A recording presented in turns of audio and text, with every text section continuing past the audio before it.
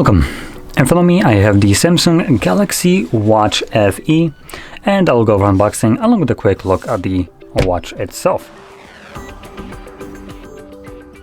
Anyway, let's just get straight into it. Now I'm not going to be going through the setup, I'm just going to boot it up just so we can see the display. But the setup would just take too much time, and this is more of just a quick look at the device itself. So opening it up, we have obviously the watch, and here we have this is in here.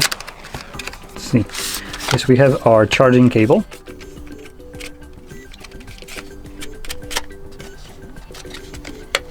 Come on. There we go. So charging cable, POC, however you want to call it. And then it looks like there's something on the other side. Oh, just paperwork. So I'm going to keep it in here. Now, taking out the watch, I have to say I do like the design of it. It looks pretty nice. The watch itself is pretty small, as in the crown itself. Let's see if I can figure out how to boot it up.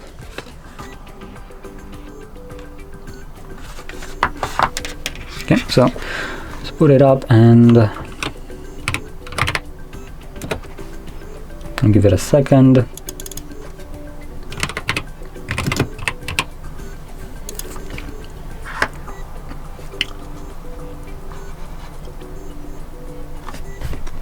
Now at an angle, which probably this is going to be the best way I can showcase, you can see the bezels right here. There we go. So the darker area are the bezels, obviously, so these ones. So this screen right here isn't the biggest. As a comparison, this is not charged, unfortunately, but you can see this as a comparison to something like the Oppo watch, the first one. So it is much bigger display and has also smaller bezels. Looks a little bit, in my opinion, better than this, but this watch actually is surprising. I expected a little bit less from it. Now, talking about the display right here, it is a small display like I mentioned, so this is a 1.2 inch display.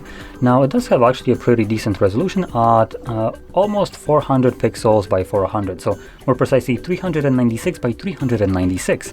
Now this would refer to a square, but you get the idea. Now it is a Super AMOLED display, so it will give you these nice inky blacks. It boasts a 330 pixels per inch, so again, pretty decent pixel density, and it's covered with a sapphire crystal glass. So this glass right here should be pretty resistant to scratches. Additionally, it has a 247 mAh battery, supports 5-watt charging with the POC itself, and comes with 1.5 gigs of RAM. So that's a bit, I think, less than I expected. Let me quickly check something. Oh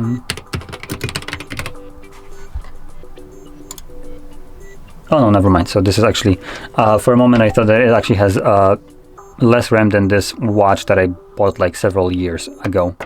But no, it actually has more. So half a gigabyte more, but still for a watch, that's gonna go a long way. Now it is being powered by a Exynos W920 processor.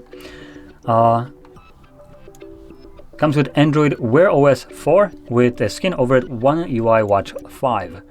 Now, feature-wise, we have ECG certification. We have a 50-meter water resistance, so that's 5 atmosphere, up to 10 minutes though. We have IP68 dust and water resistance up to 1.5 meters for 30 minutes. And let's see, anything else here worth mentioning? Other than, well, obviously the most common ones, things like accelerometer, gyroscope, compass, barometer, heart rate, and blood oxygenation meters. These are all in here.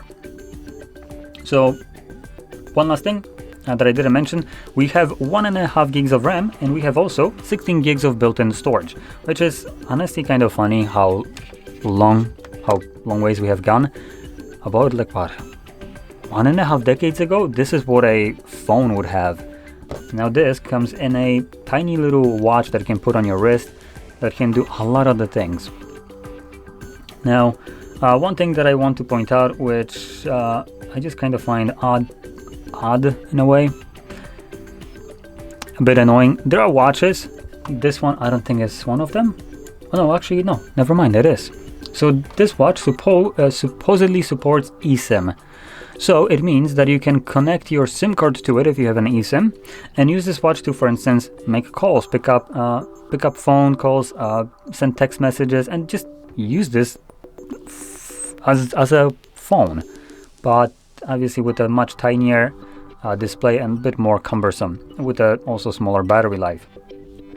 But the thing that I'm going with this is you cannot set up this device without a phone. So I'm gonna kind of prove this. It will tell me to connect to an application, which is just absolutely stupid. It's supposed to be a smartwatch. How smart is it if I need to have it connected to a phone? And what's the point of advertising it that it can basically do everything that a phone can, but it can't work without a phone? If I would want to swap my phone for this, so I can, I don't know, kind of like cut away from doom scrolling through social medias and stuff like that, I can't. I still need to connect this to a phone. Now, that being said, once connected, I can just kind of leave the phone at home and have only this, as it does allow me to connect to an eSIM. But I would not be able to, for instance, just pick up the watch if I don't have any kind of phone or anything like that, and just use this, which is, in my opinion, just not something that I would consider a smart watch. At that point, it's just a watch with additional features. Now let's just wait for it to boot up.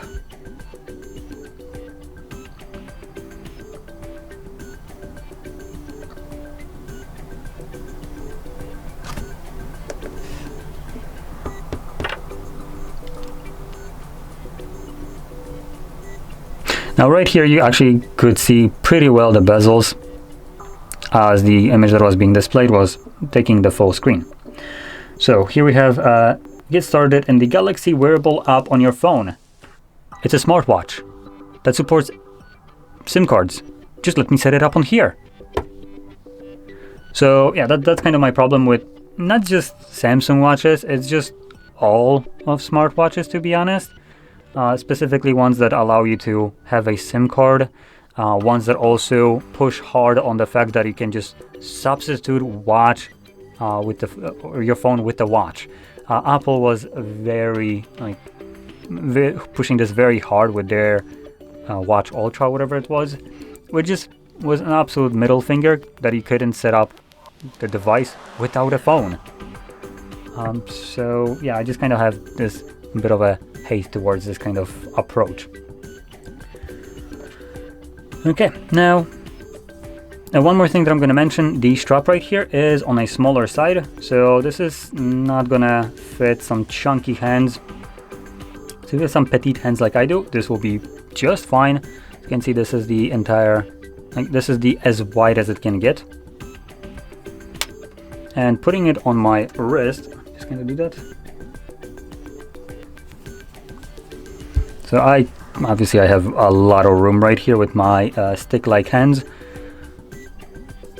So there we go. It fits nicely. The strap itself is actually pretty comfortable, and I also like the fact that it doesn't have this loop right here, but it allows you to loop it through, and comes with a normal buckle. So as an example, the reason I'm pointing that out is because, for instance, this strap right here is pretty bad. I don't really like it. It clips on, and then it needs to just go through here, like so. These obviously slide off, and once it slides off, it's going to be flopping around, catches on something, and comes undone. Here, nothing will be slipping out, and this won't be catching on anything, so it will never come undone. That's a great design. And like I mentioned, the belt itself on here is made out of silicone, but it's really nice material. It feels nice, and also it feels very rigid. So not only is it not stretching too much, for an example, this is kind of stretching. This is kind of too, but not as much. So pretty decent design. Anyway, with that being said, all in all, apart from just the fact that you can't set it up without a phone, which is kind of bugs me in the wrong way, it seems like a pretty decent watch from Samsung. And obviously this is the FE, so it's going to be a more affordable version of their watches, but it still offers a pretty robust device that as a watch itself should give you a decent experience with everything that it offers, alongside of the fact that you can still pick up calls on it. So if, for instance, you're going running, it's going to be a great watch for exercising specifically, I would say, as that's primarily what it's going to be catering towards with their silicone straps. Now, also one more thing is, it's using a normal straps right here. I believe these are kind of smaller ones. Let's see if I can just... Yeah, man. Oh, there we go. So you can see it's using normal straps with the typical kind of these expendable little things. So you can actually swap it out to something, for instance, more premium, like a leather one or any ones that you favor. Maybe you don't like these little coloring stitching right here, which is completely fine. You can swap it out, and that's pretty sweet. And putting it on and off right here, this specific ones, it's actually pretty nice. So they do have this little button, and it actually contracts them. Yeah. Let's see if I can get it there. There we go. Okay. So putting it on there, also pretty simple. You have to do it kind of like from the top, or if you're holding it upside down, from basically slide it from the top. It won't let you put it kind of like you would expect, like so. But yeah, anyway, like I said, pretty nice watch all in all. Now, with that being said, if you found this video helpful, don't forget to hit like, subscribe, and thanks for watching.